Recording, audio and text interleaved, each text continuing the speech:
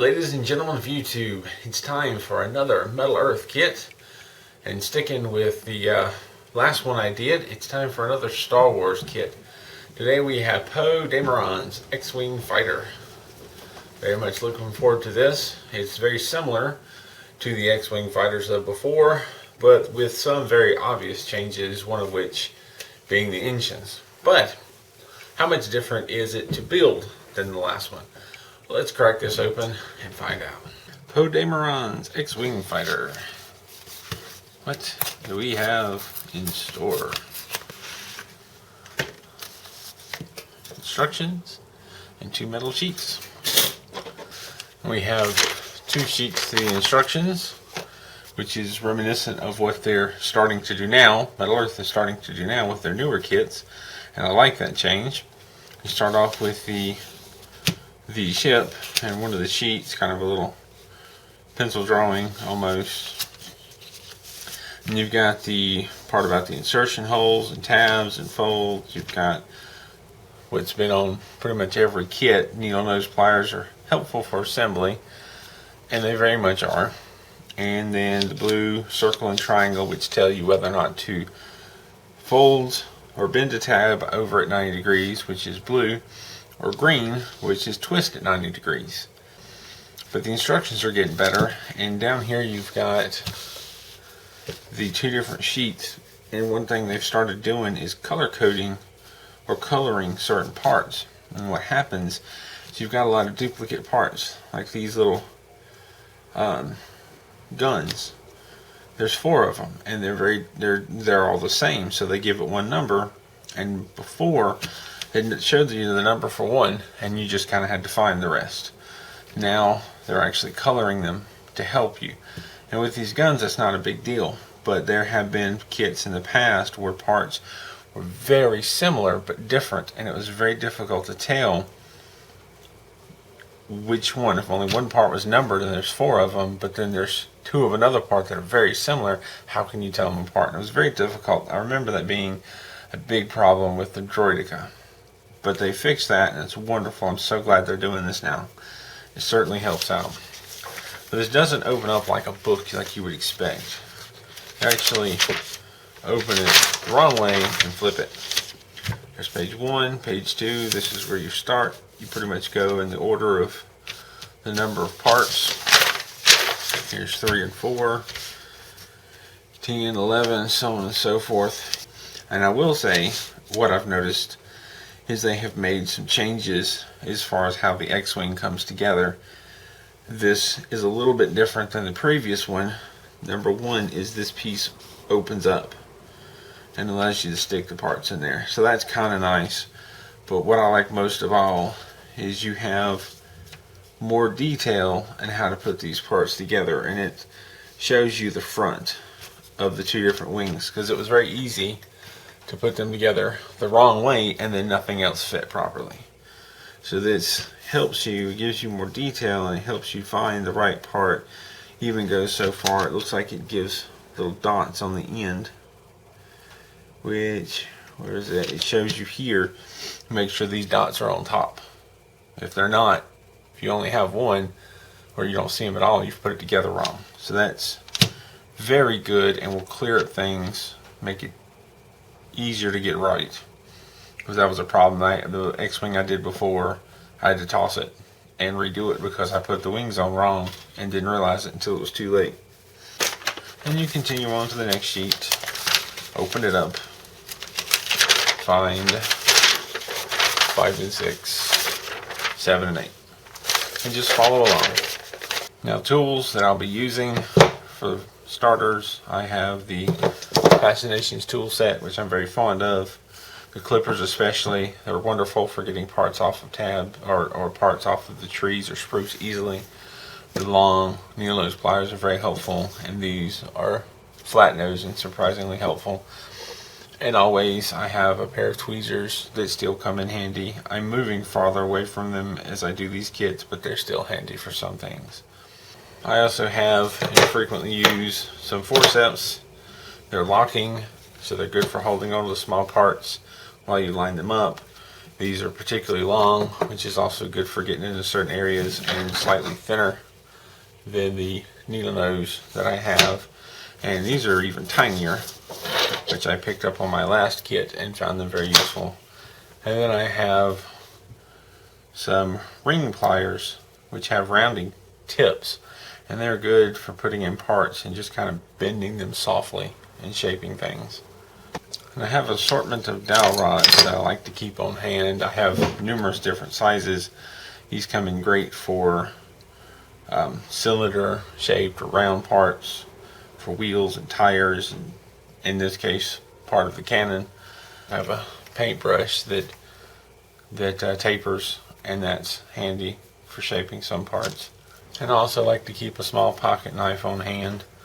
It's handy for wedging into small areas. I found this useful many times for bending tabs over that were in very difficult to reach areas. I also have a lighted magnifying glass that helps me to see the small parts.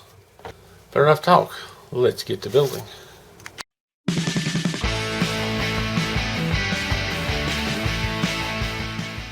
We start with the front tip of the X-Wing. It was a bit tricky to get the first two tabs in place.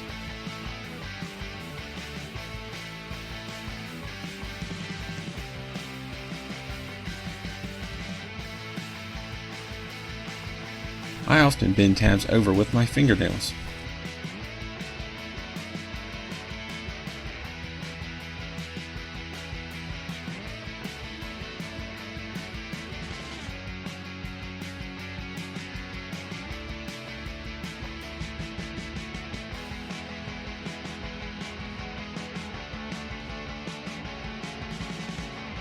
Once the parts are in place and the tabs bent over, I pinch them down with pliers to secure the tabs.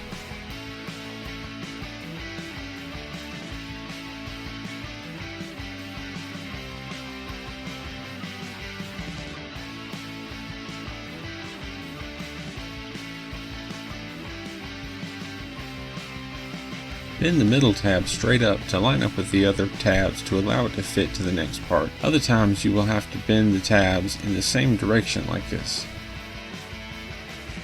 The little top of the BB unit is very small and a bit tough to work with. I use the tip of a paintbrush to help shape it.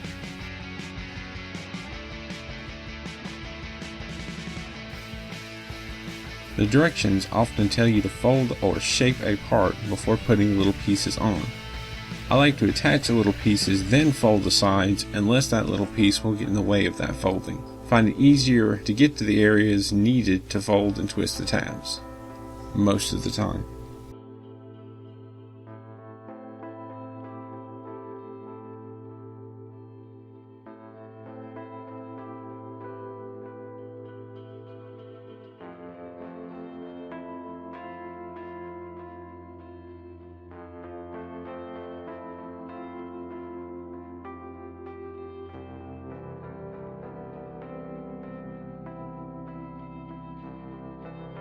It sometimes takes several small adjustments to make parts fit and tabs slide into place.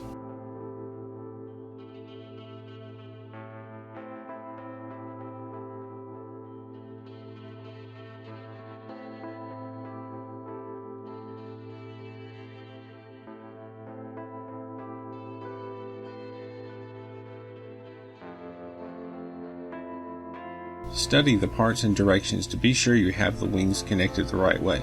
This kit is easier than the previous X-Wing. If the wings are together correctly, you will see two little circles on the top edge of the wings. It took me a lot of adjusting of the body to get the X-Wing to sit in place.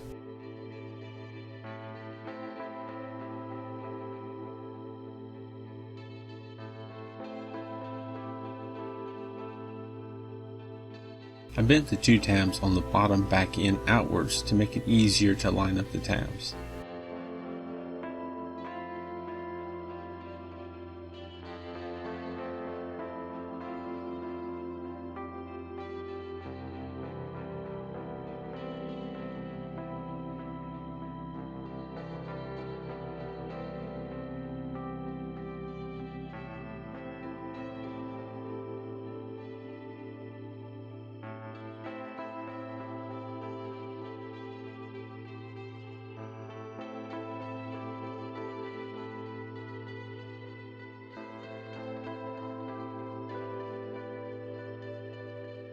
I use dowel rods to help form a lot of the rounded and circular shapes. I often start with a rod that is a little bigger than I think I need, and then work my way down to the correct size, trying to keep parts from kinking or bending too much in one spot. With the circular parts, I bend the connecting tabs over most of the way with the tweezers, then roll the part on the desk with the dowel rod or paintbrush inside to push the tabs the rest of the way. Repeat the last few steps 3 more times for a total of 4 little tubes. I often use the taper on the paintbrush to push the smaller tubes back into shape.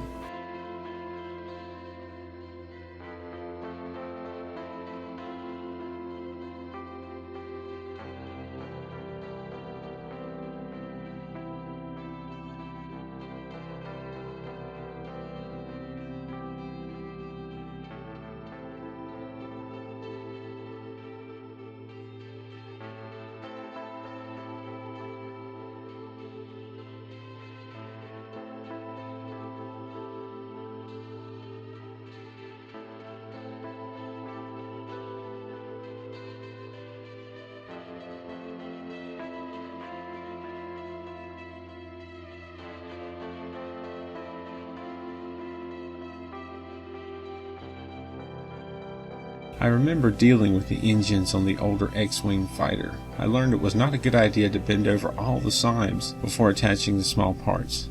It made it hard to get to the tabs to twist and fold them. Some of the tabs I only bent a little bit to make them crease so they'd be easier to bend later. Sometimes even I do not quite pay enough attention to the directions and have to redo parts.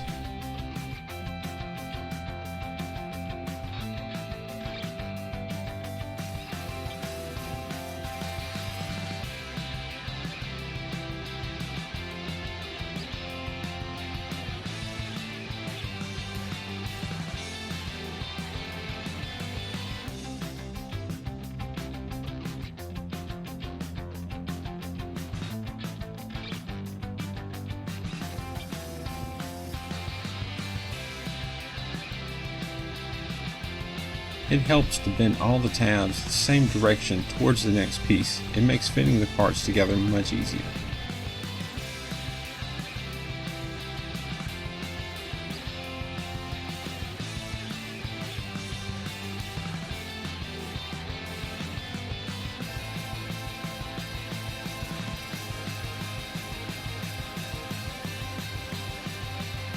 You basically repeat the steps for the other 3 engines. The first 2 are exactly the same, the second 2 are mirrored.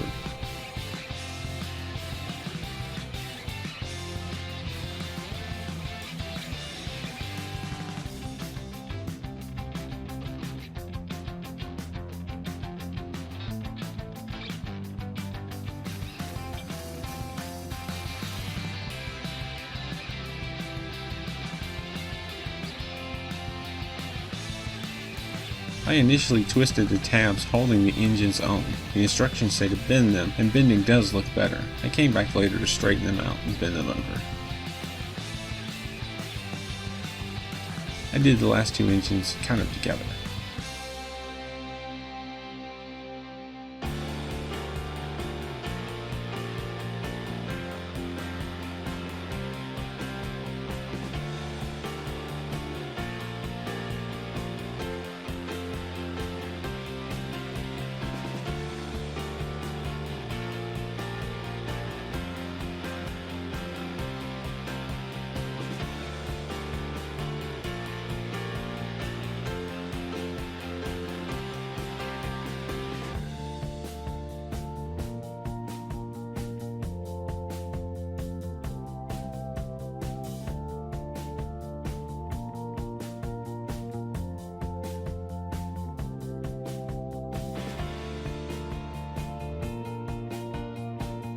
It was here that I realized I should be bending the engine tabs over and not twisting them.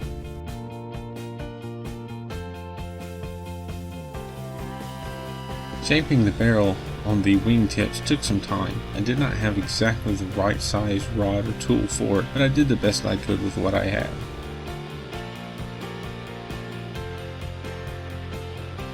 I used the taper of the paintbrush to round out the ends.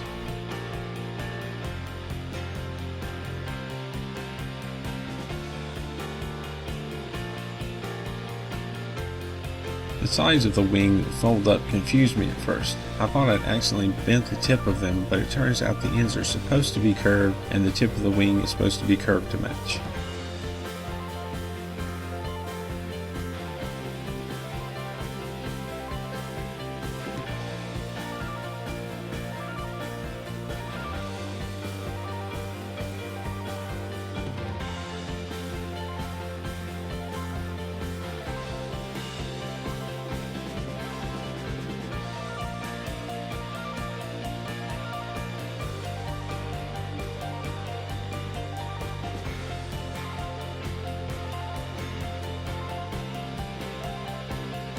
The instructions have you build the guns for the top wings first, and then build the two guns for the bottom wing second. I often use ring pliers to curve parts.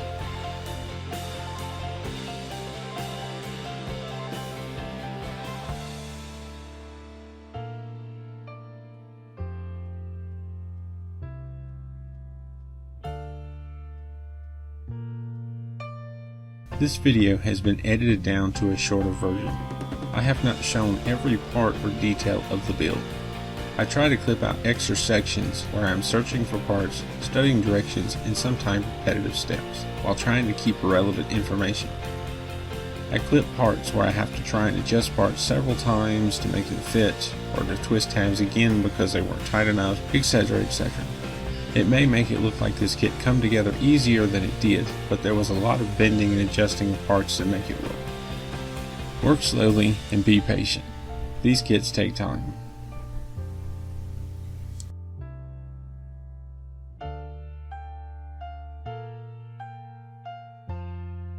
Ladies and gentlemen, the new X-Wing fighter. I enjoyed this build. It wasn't terribly difficult. It has its challenges. If you're not practiced or familiar with making the rounded parts, this might not be the best one to start with, but it wasn't too terrible. It just, like any of them, takes time and adjustment and getting used to. I did have a few little issues with getting some things backwards, but the instructions are getting better on these kits, so it's easier to make sure that you're doing things the right way. The big difference between this kit and the previous X-Wing is the previous one, it was easy because of the way these wings fit together. It's two pieces that are cut in the middle, and I myself on the first one got it backwards and didn't realize it until I had fastened it inside the body and started to put extra pieces on it and the engines and such, and they wouldn't fit properly. It was difficult to make sure you got it correctly. It was easy to make the mistake of doing it wrong. This one does good to solve that problem. The instructions are more detailed, and if you look on the very top of the two upper wings, there's a little bitty circle, and they put that in the instructions. If you see the little circles on the top, you've put it together correctly. If not, try again. And it tells you which side is the front and which is the back. I like that this cockpit is a more solid piece. The previous kit, it was kind of open, and being that way, the metal was very thin. It was very easy to warp it. It was rather difficult to bend it straight, and with this being a solid sheet of metal without the holes in it, that problem was solved. In the previous kit, the wings, once you put them together, you slid them through the gap in the middle, opened them up, and attached them, which wasn't terrible. That was not too bad. A little tricky, but I can't say it was any trickier than this. It just flips up and you put the wing in there and flip it back down. And that was actually really tricky, trying to get everything to line up and fit over and under and whatnot. And then you've got the back piece where they fit together, and it was not sure that it was worth the effort to do it that way. I did spend a lot of time carefully bending and shaping the different parts because there's so many round parts, but they're very repetitive. So you get lots of practice. So if you're looking for practice on shaping round parts, here you go. You have these 4 engines, which are they're all almost identical. 2 of them are mirrors of the other 2, but for the most part they're the same. The guns are all pretty much the same, just a little mirrored, kind of like the engines. Well, there's some differences in the folding on the top and bottom. I trimmed a lot of that repetitiveness out of the video because it takes hours sometimes to do these kits. And I can't imagine anybody wanting to sit and watch a video for 2 hours or more. And I would like to end by saying that I am not a professional. I do these kits for fun. I have built models when I was younger, plastic models. I was never that great at them. There are certainly people out there that can do this with more precision and more detail and better looking than what I do. But I still have fun doing it. I do the best I can, and I like the challenge of seeing how good that I can get it. It's a challenge just to be able to finish it and it doesn't look terrible. And I certainly make mistakes. If there's a mistake to be made, I'm probably going to find it. And that's why I make these videos, so that I make the mistakes so that you don't have to. There's more to come when I have the time. Thank you for watching. And any comments or questions, leave them down below. And keep on keeping on.